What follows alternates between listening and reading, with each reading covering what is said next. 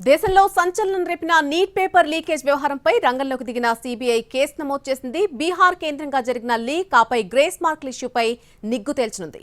CBI ఎంట్రీతో leakage డొంక ఎక్కడి నుంచి ఎక్కడి వరకు తేలుతుందోనన్న ఉత్కంఠ నెలకొంది.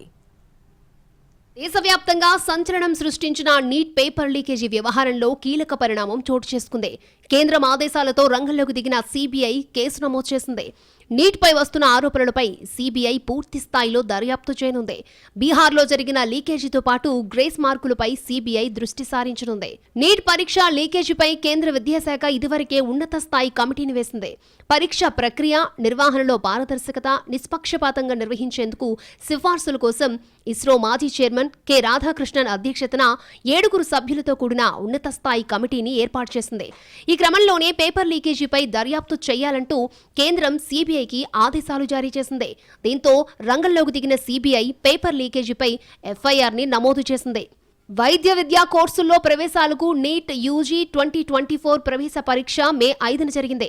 దేశవ్యాప్తంగా 4750 కేంద్రాల్లో జరిగిన ఈ పరీక్షకు దాదాపు 24 లక్షల మంది అభ్యర్థులు హాజరయ్యారు.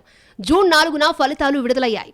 ఈ ఫలితాల్లో చరిత్రలో ఎన్నడూ రాని విధంగా 67 మంది విద్యార్థులకు 720కి 720 మార్కులు రావడంతో పరీక్షా పేపర్ లీక్ అయిందన్న అనుమానాలు తెరపైకొచ్చాయి.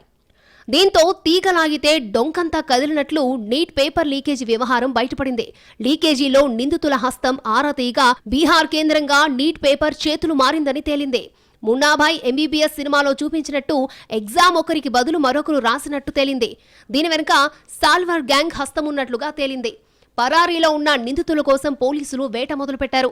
వరుస పరిణామాలపై సీబీఐ కేసు నమోదు చేయడంతో నీట్ పరీక్ష లీకేజీ ఎటుకు దారి తీస్తుందోనని విద్యార్థులు, వారి తల్లిదండ్రుల్లో ఉత్కంఠ నెలకొంది.